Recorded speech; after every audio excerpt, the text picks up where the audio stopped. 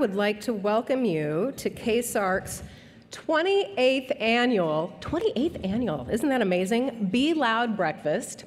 My name is Margot Myers. I am simply delighted to be with you here this morning. And first, I do want to begin with some very important thank yous to some of KSARC's key investors. It is truly a privilege to open by acknowledging our corporate and organizational supporters. You truly set a very high standard for philanthropic excellence and lead the way for others.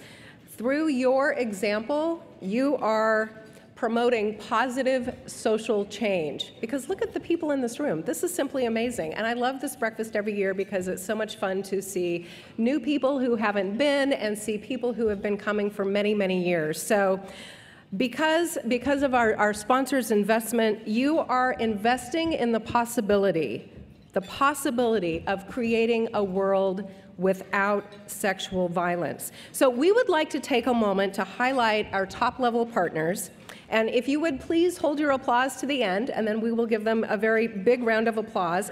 We want to say thank you to our premier sponsor, which is Expeditors International, our visionary sponsors, the Archdiocese of Seattle and Group Health, our champion sponsors, the Committee for Children, Quality Business Systems, Schrader Goldmark and Bender, and Vreeland Law, and to the advocate, partner, and in-kind sponsors that you see listed here as well as in the program.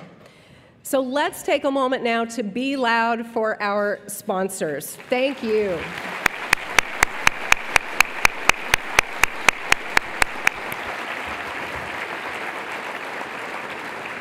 And also this morning, I want to give special recognition to First Lady Trudy Inslee.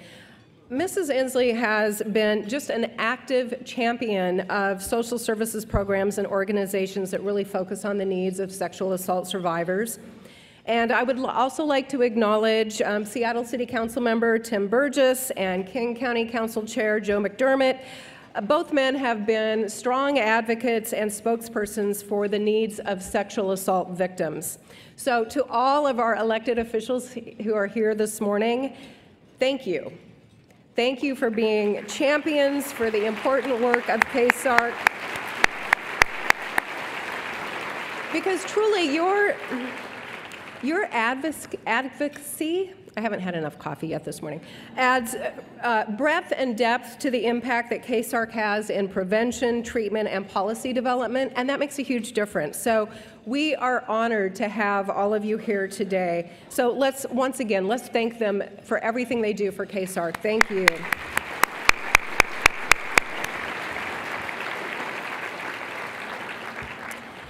And now, you know, there's really no other way to understand the impact, the genuine impact that you have as an advocate, a supporter, and as an investor.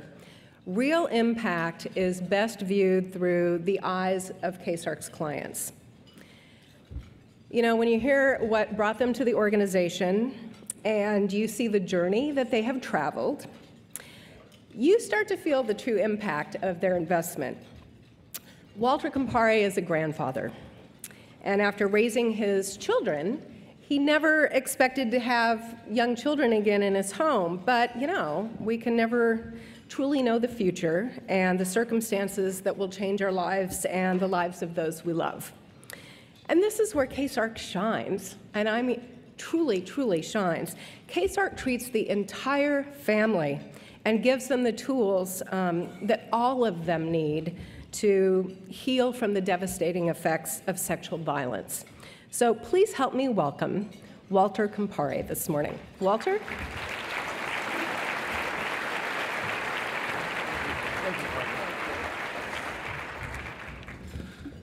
Good morning. I'm honored to be speaking to you today and sharing my experience with KSARC. Let me put these glasses on, I'm blind. Public speaking is not really my thing. In fact, I hated it when I was younger. It brings back those awful memories of having to give school speeches. But I'm up here doing what is uncomfortable because I am so proud of my granddaughter.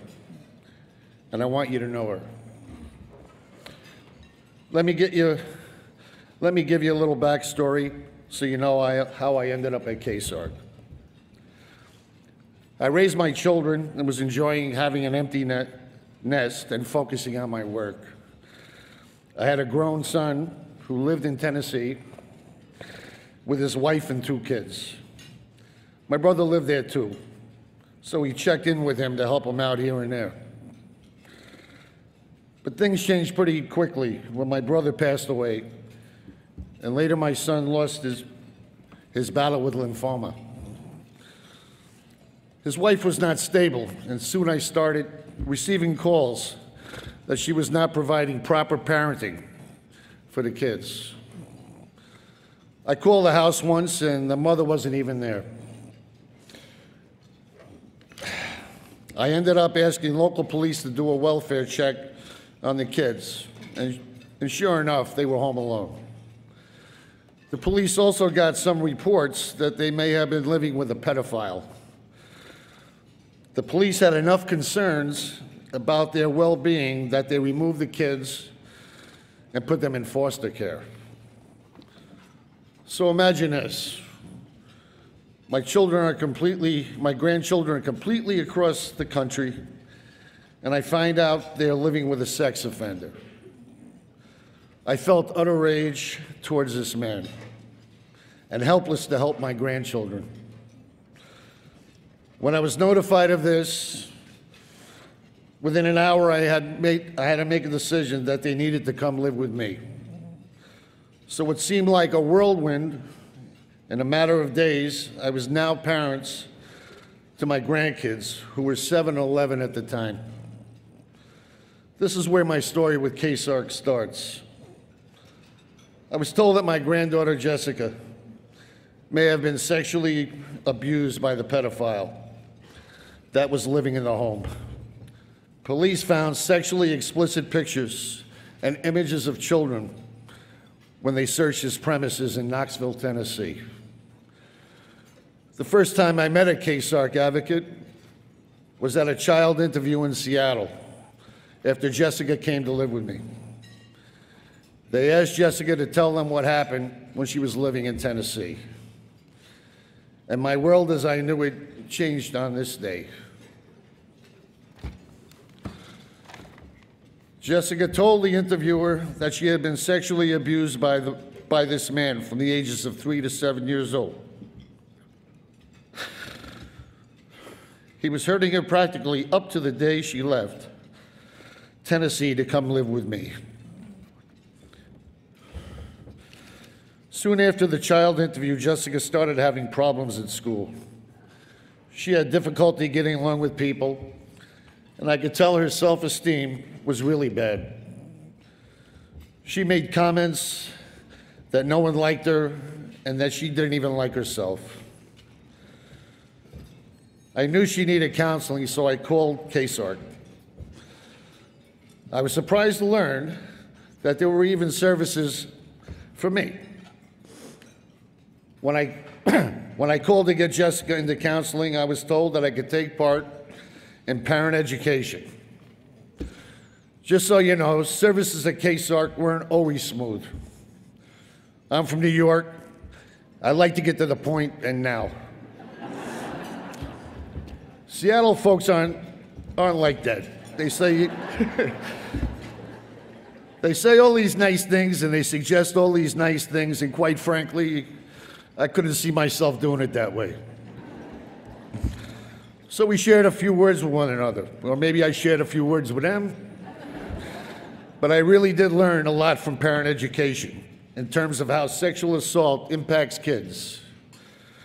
But keep in mind, I haven't had children in my house for quite some time. And I got a 7-year-old and an 11-year-old out of the blue. Sometimes our styles clash because of the New York thing, or rather the Seattle thing. I always thought being strong and toughing it out was a way to get through things. I realize that it may get you through, but it doesn't fix anything. So my parent educator, Marie, it's over there, taught me more about the importance of sharing emotions and communicating those thoughts and feelings with one another. It helped me a lot. I tend to keep everything inside. I'm not big on sharing. But I learned that it was important to do this to be of support to Jessica.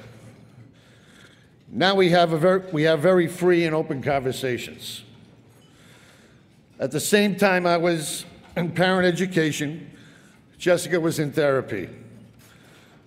I fairly quickly was able to see a difference in her behavior. She was opening up. We never talked about the abuse prior to this.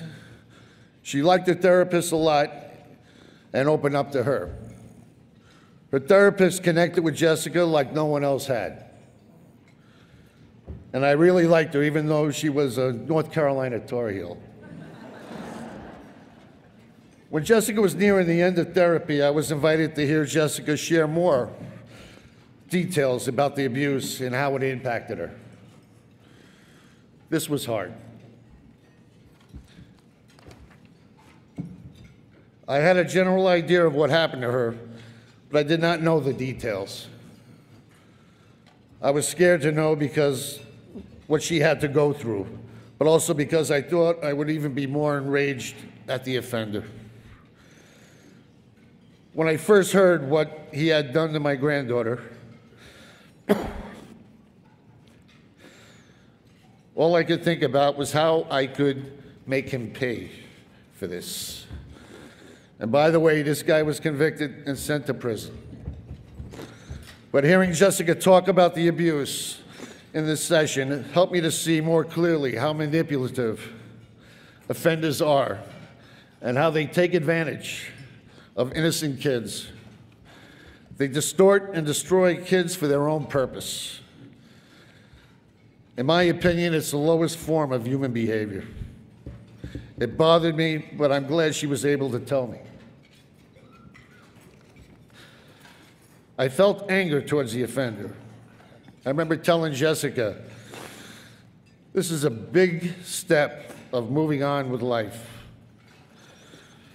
I remember telling her that I will do whatever I can to make your life happy and successful. Jessica is 12 years old now.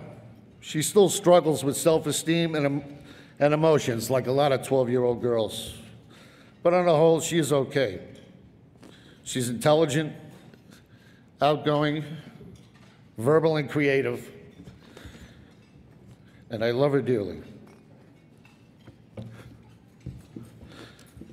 I am sorry for all the people I have known over the years that got their lives messed up without services like KSARC.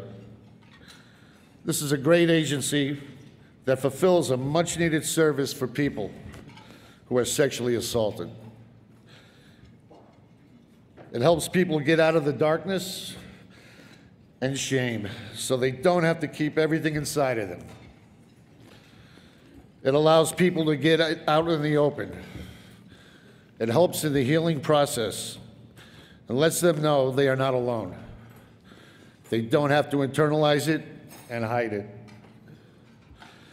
I think it is important for adults in charge to know how to protect and help the young people so this never happens, so they don't have to go through what we went through. Educate yourself. Create open communication with your kids. Do everything you can to learn about sexual assault. Thank you for being here. Thank you for listening to my story and Jessica's story. I hope it inspires you to tell your story. I hope it moves you to help kids like Jessica. This is a great organization. They change lives. Thank you.